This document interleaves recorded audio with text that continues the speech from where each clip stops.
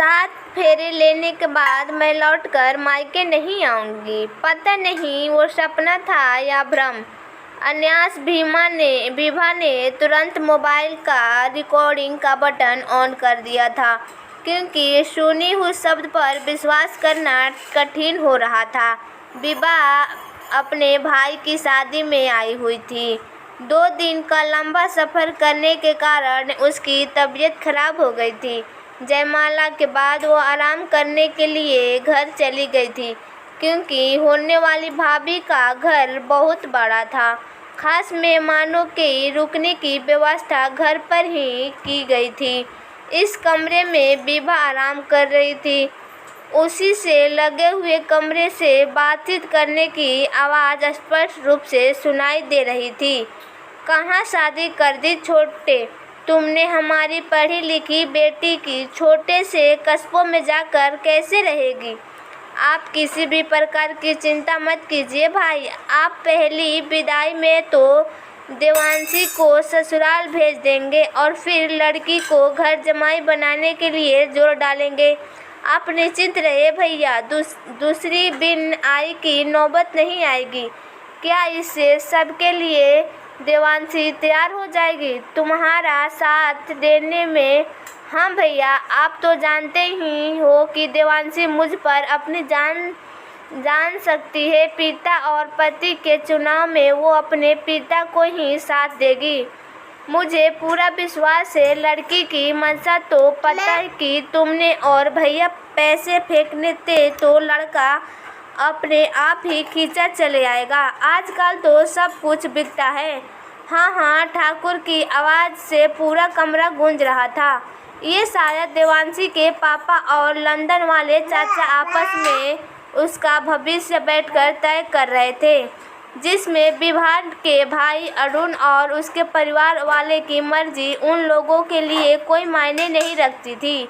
अरुण ने जब विवाह तय हो जाने की खुशखबरी विभा को सुनाई तो आश्चर्य से विभा ने कहा कि इतने बड़े घर की लड़की अपने यहाँ कैसे निभाएगी? तुम साफ शब्दों में इस विषय पर बात कर लेना। तब तो देवांशी के परिवार वालों ने बहुत आदर्श सिखाया था। हमारी लड़की बहुत मिलनसार है। घर की सभी सदस्यों को ससुराल जाते हैं वो अपना बना लेगी। आप सभी को चिंता करने की कोई ज़रूरत नहीं। सुनी वो शब्द पर यकीन कर पाना विभाग के लिए बहुत मुश्किल था। एक पल भी देर किए बगैर वो तुरंत मंडप में पहुंची, जो कि टेरेस से पर लगाया गया था। शादी की बाकी की रस्में पूरी करने लगी। भाई तू अभी के अभी मंडप से उठा और सारी बातें साफ कर ली। क्या हो गया जी, अचानक से आप किस तरह की बातें कर रही हैं? आप बेटा, तुम्हारी तबीयत तो ठीक है ना? चिंतित स्वर में विभा के पापा विशाल जी से कहा हाँ पापा, मेरी तबीयत बिल्कुल ठीक है। आप बिल्कुल भी चिंता मत कीजिए, सारी बात अभी साफ हो जाएगी। बस पापा, आप देवांशी के पापा और चाचा को यहाँ बुलाकर लाइए।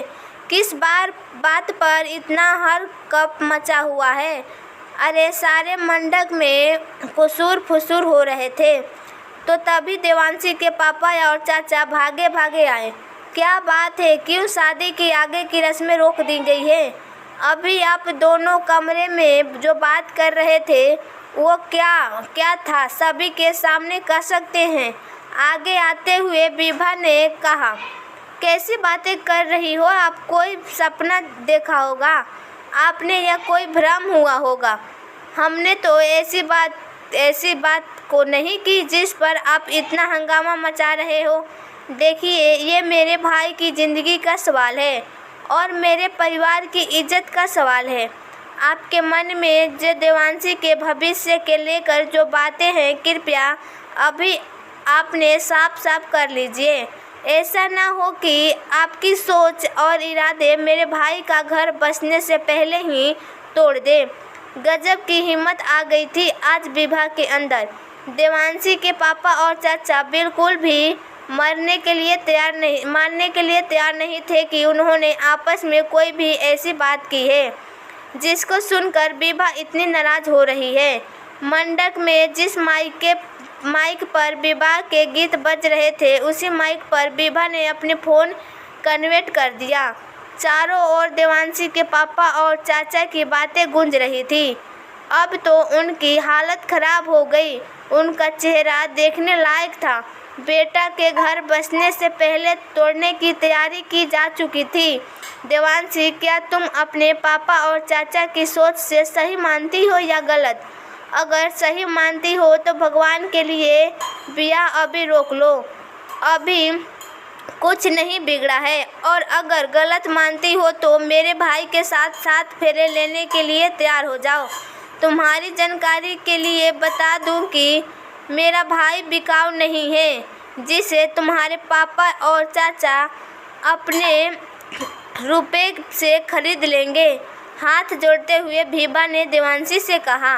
अपने पापा की मंशा से तो शायद देवांशी भी अनजान थी, फिर वो गलत बात को कैसे मानती, क्योंकि सगाई के बाद से विवाह मंडप तक आते जाते और उनके लिए मन से तो समर्पित हो चुकी थी। उसकी आंखों में आंसू बह रहे थे। सब कुछ इतने अच्छे से हो रहा था। अचानक से इस तरह की बातें होने से देवांशी बहुत विचलित हो गई थी। सही कहा पापा आपने, दूसरी विदाई की नौबत नहीं आएगी, क्योंकि अगर आप अपनी बेटी के लिए ऐसा सोच रखे हैं तो 7 फेरे लेने के बाद मैं लौट के नहीं आऊँगी। जिंदगी मेरी ऐसी परीक्षा भी ले गई है तो मैंने कभी सपने में भी नहीं सोचा था जहां मुझे अपने माता पिता के बीच किसी एक को चुनना पड़े। इतना कहकर देवांशी अरुण के साथ 7 फेरे लेने के लिए तैयार हो गई थी। पंच में खुशी की लहर दौड़ गई। आज विभा और देवांशी के सुखद भविष्य के नींव का पत्थर आई थी। अक्सर विवाह में कुछ बातें छुपाकर संबंधियों ही कर लिया जाता है, जिससे दोनों परिवार की इज्जत दांव पर लग जाती है। कहा भी गया है कि विवाह 2 इंसानों का नहीं, 2 परिवारों का मिलन होता है। इसलिए एक बात तो स्पष्ट करने में ही के बाद ही संबंध आगे बढ़ाना चाहिए। अपने पापा और चाचा की मर्जी के खिलाफ देवांशी के द्वारा लिया गया फैसला